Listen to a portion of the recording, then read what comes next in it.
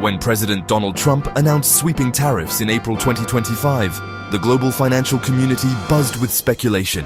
The news sent shockwaves through trading floors and boardrooms from New York to London, as investors and analysts scrambled to predict the consequences.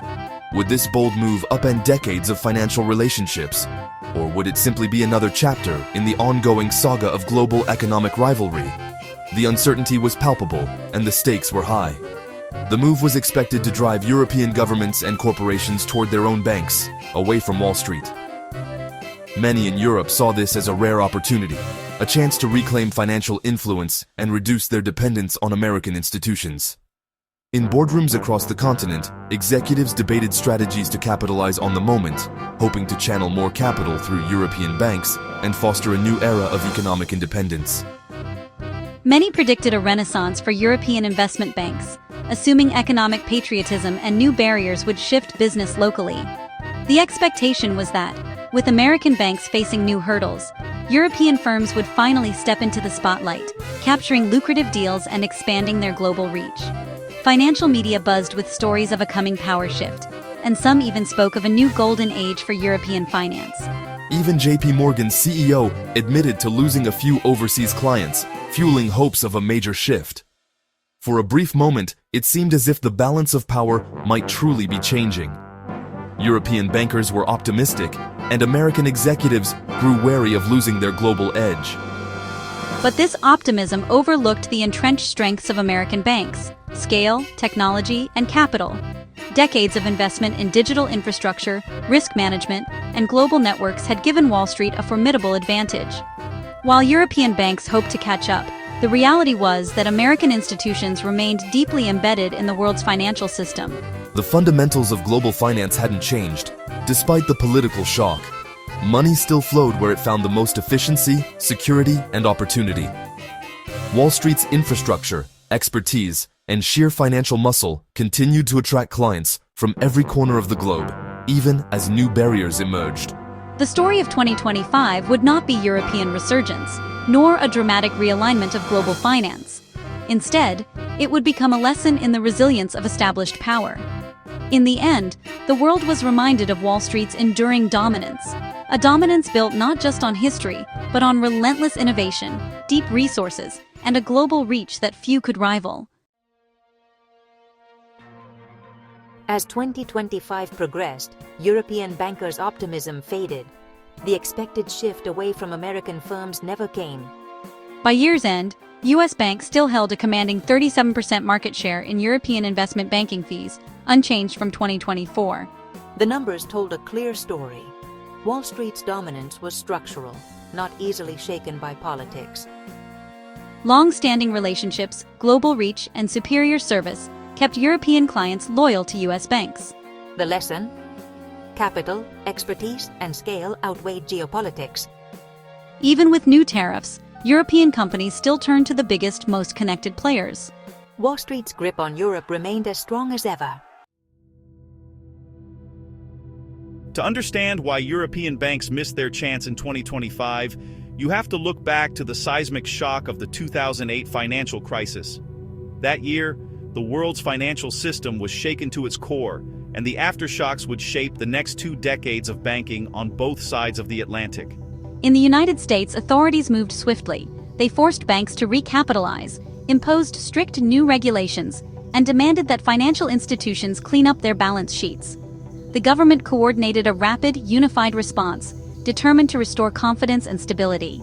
In contrast, Europe's response was slower, more fragmented, and hampered by disagreements between countries. Each nation had its own priorities, and the lack of a unified banking union made decisive action difficult. American banks, having cleaned up their operations quickly, seized the opportunity to invest heavily in technology and innovation. They modernized their systems, embraced digital banking, and expanded their reach, especially into Europe, where they saw new markets and clients. Their willingness to adapt and take risks paid off, as they gained a foothold in territories once dominated by European rivals. Meanwhile, European banks were bogged down by the sovereign debt crisis that followed the initial shock. Years of restructuring, government bailouts, and political infighting left them weakened and distracted. Instead of focusing on growth or innovation, they were forced to cut costs, close branches, and deal with mounting bad loans. The energy that could have gone into transformation was spent on survival. Rather than expanding, European banks shrank. They cut staff, shuttered offices, and lost focus on their clients' evolving needs. The sense of ambition that once drove Europe's financial sector faded, replaced by caution and retrenchment. As a result, they lost ground not only to their American competitors, but also to new digital challengers. The numbers tell the story. In 2008, U.S. banks captured 31% of Europe's investment banking fees. By 2025, that share had climbed to 37%. This wasn't just a blip, it was a steady, relentless shift in power and influence, as American banks capitalized on Europe's struggles and built lasting relationships with European clients. The tariffs that came later didn't create this gap. They simply made it impossible to ignore. The real divide had been growing for years, hidden beneath the surface, as American banks quietly outpaced their European counterparts. While European banks were busy restructuring and managing crises, American institutions were hiring away their top talent and winning over their most valuable clients. The best and brightest in Europe increasingly found opportunities with U.S. firms, accelerating the shift in influence. The imbalance between American and European banks was years in the making, a slow divergence that began in 2008 and only became clear to everyone much later. After 2008, Europe's banks were consumed by internal restructuring, not expansion. This inward focus left them unprepared for opportunities like the 2025 tariffs. They shrank, exited markets, and lost top talent to more stable, ambitious US firms. The brain drain weakened their ability to compete. By 2025, they were leaner but less ambitious, lacking the scale and risk appetite to challenge Wall Street. The tariffs arrived when European banks were still recovering, not ready to lead. They simply couldn't convince major corporations to switch allegiance. The 2025 Investment Banking League tables tell the story. Americans dominated Europe. Goldman Sachs led with 6.8% of EMEA fees, followed by JP Morgan. BNP Paribas was the top European, but still trailed two US giants. 4 of the top 5 banks in Europe were American. Even the best European banks made only minor gains, while some lost ground. The tables confirmed the old order, not a new one. The competitive gap remained wide. European banks held steady at best, while US firms solidified their lead. Nowhere was U.S. dominance clearer than in mergers and acquisitions, or M&A. This was the arena where American financial power truly flexed its muscles, shaping the global business landscape in ways that would echo for years to come. The world watched as U.S. banks set the pace, dictating the terms of the most significant deals and leaving their competitors scrambling to keep up. Wall Street's relentless investments in top-tier talent, cutting-edge technology, and global networks paid off handsomely. American banks didn't just participate in the M&A market, they led it, often outmaneuvering their European rivals. As the financial world became more interconnected, U.S. institutions leveraged their scale and expertise to win clients from across the Atlantic. Their growing dominance meant that American banks steadily increased their M&A market share, often at the direct expense of their European counterparts, who struggled to keep pace with the rapid changes and fierce competition. In just the first 3 quarters of 2025, U.S. banks earned a staggering $2.4 billion in European M&A fees alone. This wasn't just a blip, it was a clear sign of a shifting balance of power. Their share of the market jumped by 2.3 percentage points, a significant leap in an industry where even small gains are hard-fought. These numbers reflected not only the volume of deals, but also the trust global clients placed in American expertise and execution. For every gain made by the Americans, European banks felt an equal loss. It was a classic zero-sum game, with the spoils going to those who could adapt fastest and deliver the most value. European bankers watched as their share of lucrative deals slipped away, unable to match the scale, speed, or innovation of their U.S. rivals. The pressure was intense, and the consequences were real. Lost revenue, shrinking influence, and growing uncertainty about the future. When it came to the biggest, most complex transactions, those that could reshape entire industries, European companies still turned to U.S. banks. The trust built over decades, combined with a proven track record of navigating high-stakes deals, made American advisors the go-to choice for ambitious European firms seeking to expand or consolidate.